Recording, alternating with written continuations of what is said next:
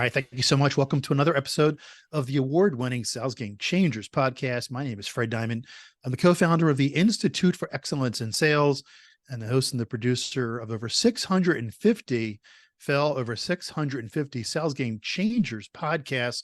And every once in a while, we get to bring on a guest that we've had on before that really inspired our listeners and really got some of our interests flowing. So today I'm going to be talking for the second time to Dr. Philip Squire with Consalia. Hey, Phil, I just want to remind people that all of our shows have been transcribed. We've done over 650. Go read the transcription to today's show. Go to salesgamechangerspodcast.com, salesgamechangerspodcast.com/Phil Squire. And again, if you go to the salesgamechangerspodcast.com page and type in Squire, you'll see the previous show that we had done with two of his clients from Royal Caribbean and also from SAP NS2. And Phil, when we did that show, we could have talked to you and your guests, the people who went through your program. We could have talked for hours. As a matter of fact, we did a show with Grant from Royal Caribbean, which is posted. People can go search Royal Caribbean on Sales Game Changers. But I want to talk to you about a couple of things. I want to talk about the academic side of the sales profession. And you've done some remarkable things where people can actually get degrees in sales. And of course, we've done a lot of work with the Sales Education Foundation. And I'm in Virginia, right outside of Washington, D.C. And there's a couple of great universities, Virginia Tech, James Madison University, that have programs, but you actually have put together a bachelor's and a master's program.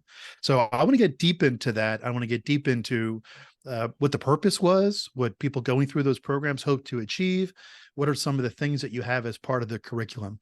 All right, so give us a little bit of an update. Give us a little bit of an intro to yourself, and then let's start talking about these two programs that you're very, very deeply involved with. So, thank you. Well, I'm the CEO of a company called Consalia. We're a UK headquartered company. We've got an office also located in Singapore. And we're a sales business school. That's how we kind of position ourselves. And perhaps we'll go into that in a bit more detail with some of the questions you have later. So tell us about the two programs. Tell us, give us a background on those. Tell us the university that you're associated with. Give us a little bit of history on how you created these or how these were created and what some of the requirements would be for people to go through them. So, the history is actually quite interesting. So I was doing a research project, as we may have talked briefly about when we last spoke, into how customers wanted to be sold to. As a consequence of doing that, one of my clients, Hewlett-Packard, got really interested in the process of my doing a doctorate, really, really close to the findings and so on. And they asked if I could help them set up a master's program for their large deal bid pursuit team. So I was a little bit surprised with the request, but I'd got this relationship with Middlesex University in London, and I asked if we could put together a program, which is where I guess this journey started. They only put about 6 people through the masters. And what surprised me about the 6 that went through the program was how salespeople reacted to a learning process which was academic as well as practical. And as a consequence of that and the success of the program, we decided then with Middlesex University to then launch the Executive Master's suite of postgraduate degrees, which is focused on leadership, key account management, and large deal bid pursuit. So that's where we started. So a little bit more of the context, because the UK government in the 1960s pioneered an institute that became a faculty of Middlesex University in work-based learning. And the idea behind this was the government felt that academic learning was not just the domain for universities, but also you can learn a lot from business. And they wanted to know if you could come up with a framework. The government wanted to know if you could come up with a framework for taking learning that people have at work and awarding them a master's or a doctorate or well, those were the two areas that we started to focus on. And the fascinating thing about this is that unlike many other master's level programs, 90% of the academic credit that you get by going through the programs we've designed through this Institute of Work-Based Learning is based on the application of the learning in the workplace and the critical thinking that goes around the application of learning up to master's level standards. And this we felt was very attractive for people in sales. We're very action orientated, very bright, very intelligent, doing super challenging things. And so this marriage between this particular faculty at the university, our clients, which are big global organizations, and willing students, then gave birth to what was in the UK the first time such an initiative has been launched. So that's just a little bit of the history. Yeah, I know it's interesting. You know, when you think about college level programs, there's thousands in marketing, right? And business. In sales, again, just in the United States, there's maybe 150 programs that might be a minor, very few or made, or a smaller percentage, of course, are majors. Why would someone want a master's degree in sales? Think back to some of the students who have gone through. What's the value to them? What's the, I mean, I got a master's in business, and of course I did because I wanted a master's degree. I wanted a postgraduate degree. It's helped me in my degree at some regards. It's in marketing, but why would someone want to devote the time, energy to go through a master's program in sales? Because people are passionate about what they do in sales. They're passionate about, they recognize the particular peculiarities of sales, and they want to become a master of it. They want to master the profession that they've elected to be in, and this is, they also like the idea of something being done purely for them, meaning them as a community. If you're a sales director doing an MBA course, you're going to be given quite a lot of stuff that you may not be able to use that much. And so, this is something that can really, is totally tailored in every way to the job that you do. So we've got people who have said to us the reason why they've done it is because they were looking at MBAs. MBAs don't really differentiate you. But if you think of the title of the master's, a master's in leading sales transformation, it's very relevant for conversations you might be having with customers, for example, because a lot of what selling is about introducing change to client sites. But also in this VUCA world in which we live, for the organizations for whom the sales leaders, managers work in, this context of transformation is key. So this is why I think it's a wonderful program and why, our alumni just love it, and why, the clients that are putting students through this program, they're seeing huge benefit because of the way the program's structured, which we could talk about later, because I think you wanted to know a bit about the curriculum. But I do. As a matter of fact, on the previous show that we had with you, we spoke about sales transformation, and that was a big theme throughout. I'm just kind of curious, how have the companies responded to their people getting the masters in sales?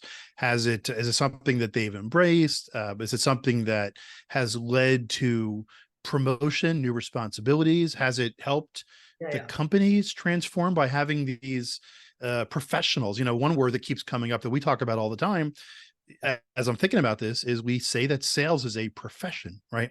And if you're a professional, what does a professional do? And professionals get advanced degrees. So talk a little bit, how have the companies benefited that their people have gone through? Well, of course, in the early days, they didn't quite know what to expect because, it's a completely new experience for them. So it took a certain type of company who believed in development at a high level and shared, just like you've said, there's like this notion of professionalizing sales is really important to them. And education is such an important element of that. So the way that, so you've asked me a number of questions.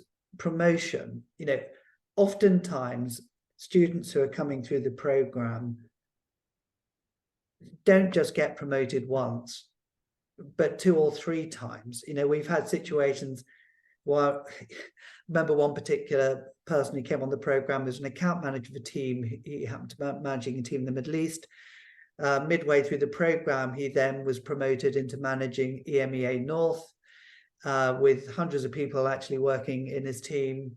And then he got promoted to chief operating officer. You're talking about rapid, not everyone is going to have that kind of rapid acceleration.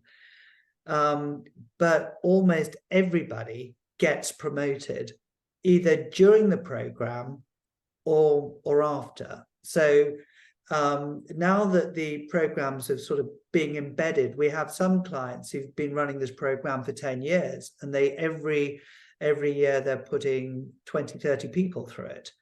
And so, that doesn't happen if they don't see value from it. But the great, when we start talking about impact, we have this concept of the I, the we, and the greater we. So the I is the student going through the program. So you're looking at how will that person transform their personal practice of sales leadership as a consequence of the different modules they attend. The we is their team or their company, depending on their level of seniority. And the greater we is the contributions that they make to the profession. So quite a number of the students are writing publications that get published in academic journals as well as in the Journal of Sales Transformation. We have books coming out. Grant's a good example of that, and we have another book coming out. So this whole notion of feeding this concept of professionalism is kind of fueled through the quality of reflective practice that you get from the particular way the program's structured. So sales, as we're talking about this, sales is kind of wide ranging. There's, of course, active sales leaders who manage teams, who have territories, quotas, et cetera. You just described one of the students, but there's also operations, enablement, compensation. Yeah. Tell us a little more about the people. What do they do for a living that are going through this program? Are they in all realms of sales or just mostly professional and onboard? Yeah. So on the leadership program, you're tending to talk about people who've been in sales for some time. They're reasonably mature sort of individuals, could range from 30 to 55, actually. In terms of roles, we've had quite a variety of different roles where we had heads of global sales enablement.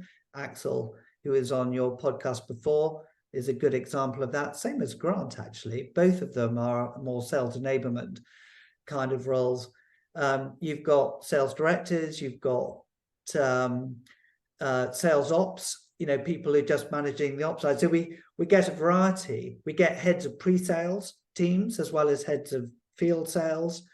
We get people who are looking after call centers, looking after the mid-market category segments, and so on. So it's quite a variety. And actually having that, and also they come from all over the world.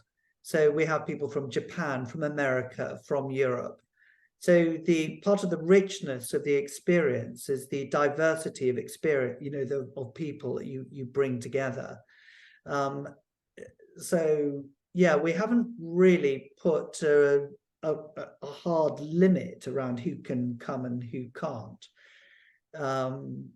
We have someone on the current program who works in the transformation office of the head of transformation office for SAP in Australia. Doesn't manage a team of salespeople, but she is running out these massive transformation programs for the sales organization. She said, I want to go on that program because I really need to understand what transformation means for the people that I'm now supporting. So yeah, could be quite a variety. I have two questions, very logistical type questions. Of course, we're doing today's interview in the fall of 2023. Of course, virtual learning has become the thing. I'm going to guess, during the height of the pandemic, everything was virtual. Where are we right now from you have to be on the campus live? You just mentioned people in Australia and all over the world. So how much of it is virtual? And the other question I'm going to ask you is, how do you get in? You have to take, for most master's programs, you have to, of course, have a bachelor degree. And then, of course, you have to apply. Is it hard to get in for the master's? And talk a little bit about that type of process. So first question is that we love it when people do physically come together, because you get that community feel much more through personal contact. So what we're doing now, because of the pandemic, of course, we've gone digital. But we request one module is face-to-face, and that module, for different various reasons, is often run in Ireland, but for a particular reason. But it's around coaching. So that coaching module 3, is run in Ireland. It depends from client to client, to be honest. Some clients want it run in person.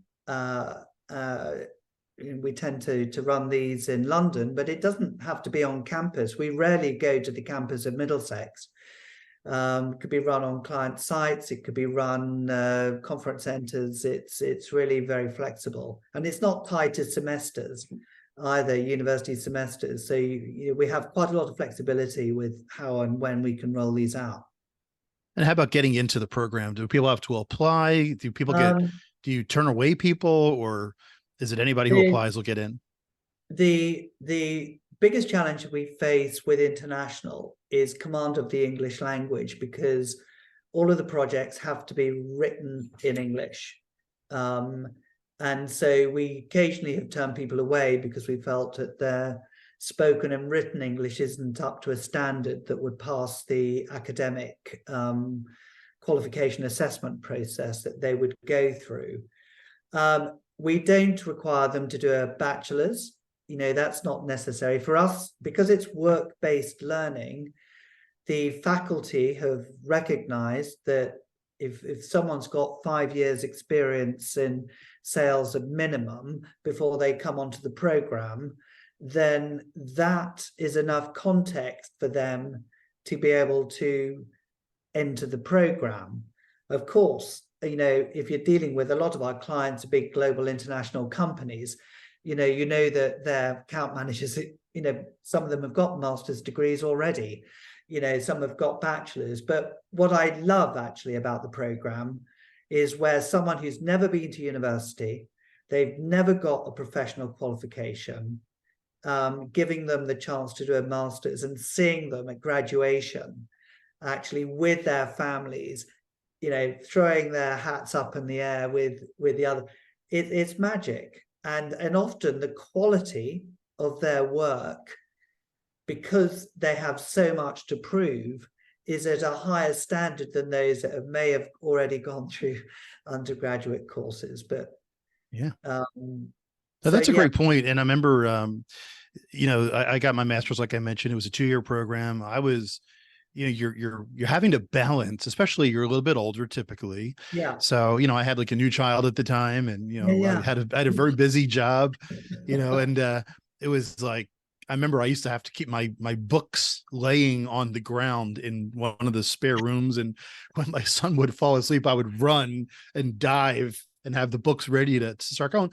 But it truly is a time when you're learning, you're thinking, you're forced to do it because the classes are a certain period of time.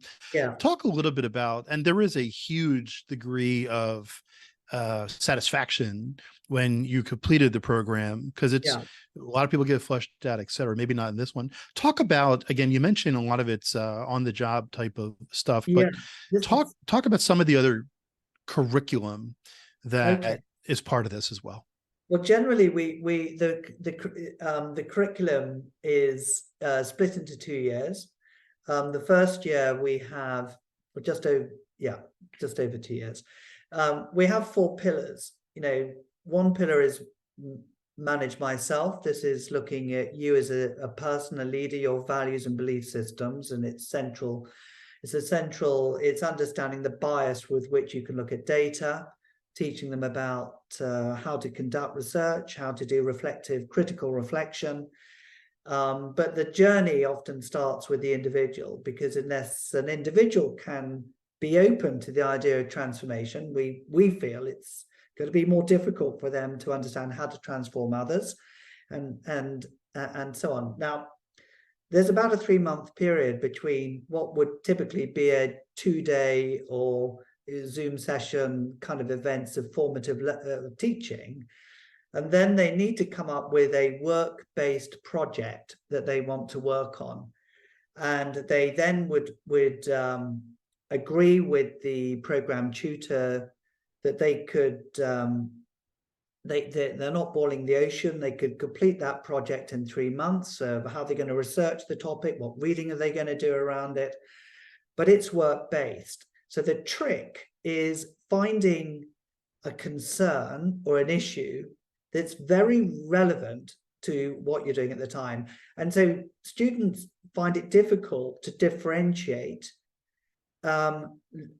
what they're doing in their work with the data that they then can collect for writing up their projects. So, and they can use the research techniques with their sales teams. And quite often they say, look, I've covered this interesting tool called appreciative inquiry. I'm just going to run an exercise on appreciative inquiry to see how can we take our team from where it is today to 20% more by the end.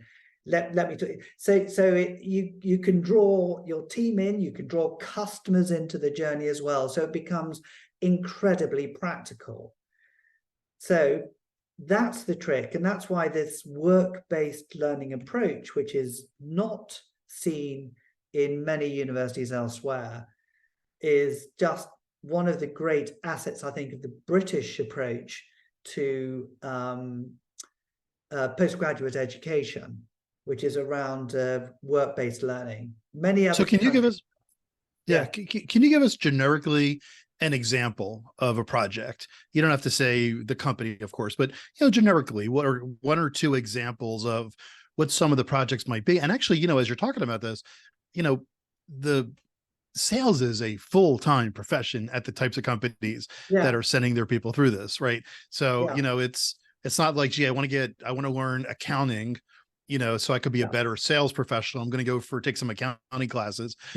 Sales is all in. And the people who are at the highest level of sales, they're all in. Now, maybe they have balance in life. That's not really what we're talking about here, but they're all in. They are professionals, et cetera. So talk a little bit about, I'm the reason I say that is it has to be the work-based projects, because, you can't devote a huge amount of time to something that's not going to help. You don't have enough time to do it. You don't want to study a book on marketing theory when you've got a target to hit in 3 months' time. And your company is depending upon you too. I mean, I'm going to guess the people that are at this level, again, this isn't a BDR just out of school. This is someone, like you said, who has had success. The company's investing. It's a global program. They have to spend some time flying to Ireland at some point, and the reality too, Philip, which is why I'm so intrigued by this, is the reason that we have the Institute for Excellence in Sales and the Sales Game Changers podcast is because we know that sales is the most important part of the company. And especially over the last couple of years, it is sales that will lead companies through whatever challenges there are, micro or macro. And of course, we've had some huge macro ones. So again, just back to my original question, give us an example or 2, if you'd like, generically, of what some of the projects that the students have deployed. Okay, so I mentioned the first module. We've got modules on sales ops, we've got modules on coaching, and modules on leadership and change. So, just to give you, so how can I introduce a new territory management system inside the organization to get more effective coverage of our key accounts? Something like that. Or how can I tweak the sales compensation system to encourage more focus on leading indicators than lagging? How can I use coaching as a tool to get all of my team to winner's circle? I'm just coming up with a few random examples. So, but you'll notice that each of these started with the I. So you're actually focusing on how the whole journey is about how do I improve my personal practice in all of the key disciplines required to be a successful sales leader or an account manager or bid pursuit person.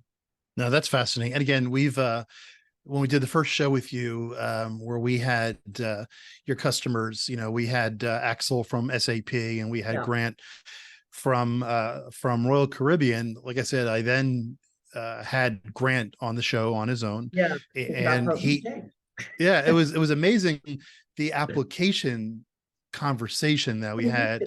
I mean, Grant is such a wonderful example of the output of a master's program. I mean, it's completely transformed him. You can see that. And he made a huge impact to Royal Caribbean. And now he's offering it out to the world at large. That's the I, the we, and the greater we that I mentioned earlier on. Axel's done the same with his SETI model for sales enablement. The way they design training now at SAP is, based on Axel's research. So it's incredibly practical. Yeah. It just no, as we're talking about, sorry to cut you off, but I did my master's on channel design, channel theory and design. I was working at Apple Computer at the time, and I got my master's in business. Again, this is not in sales, but just if people were wondering, like, should I get a master's degree to begin with, what some of the value is, my MBA thesis, if you will, was on channel theory and design, sales channel theory and design. And the reason I say this is, I needed to do it for my job, right? But here's the thing, 2003, it's 30 years later, I'm still applying. So, matter of fact, I was talking to someone the other day who was asking me some questions about channel theory. And I said, I did my MBA on channel theory. And of course, a lot has changed with, of course, just various things, of course, but a lot of it still went back to a lot of the same concepts that I had spoken about. Listen, Philip, this has been great. It's been great meeting you again. We're talking today with Dr. Philip Squire from Consalia, and we talked about the master's programs that he runs. We'll provide some links in the show notes and on Sales Game Changers podcast.com/Philip Squire on how you can get in touch. We've also talked, again, you were on the show before. We talked about your book. We talked about some of the programs that Consalia offers. I just want to acknowledge you because we talk about this a lot, the notion that there aren't a whole lot of college level classes on sales. And I've been engaged with more people recently who have left the sales profession. They've retired. They really haven't left. They've retired. And now they're going back to a local university to teach. A guest that I've had on the show a couple of times, his name is Joe Markwart. He worked at DEC. He worked at Salesforce. He's now teaching at a school just outside of Baltimore called Loyola. And we had him on the show, and he's putting his skills, to help new college students understand sales. So what you're doing at the master's level is, for me, it's going to mind blow a lot of people. So I applaud you and I acknowledge you for the great work that you've done. Give us a final thought. Give us something specific that people should do right now to take their sales career to the next level. Well, I'm obviously going to say join the masters on time.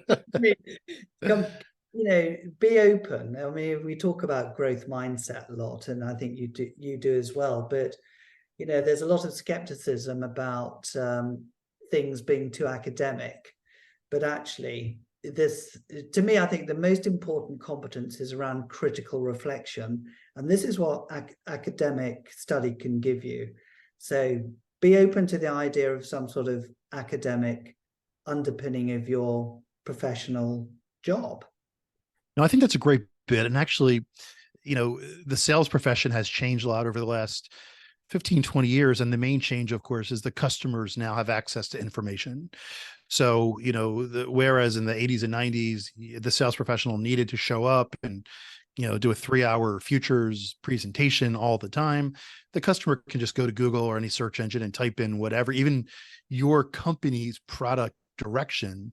So the value that the sales professional needs to bring to the table needs to be at the customer's level. It needs to be more academic from the perspective of, like you just said, contemplative, thoughtful, valuable. You just can't get by winging it anymore. We talk about simple things like preparing for a sales call, and there's still so many people who don't, but applying the academic notion to truly become a professional will set you apart. Yeah, no, 100% agree with that. Philip Squire, thanks again for being on the show for the second time. Again, my name is Fred Diamond. You're welcome. My name is Fred Diamond. This is the Sales Game Changers podcast.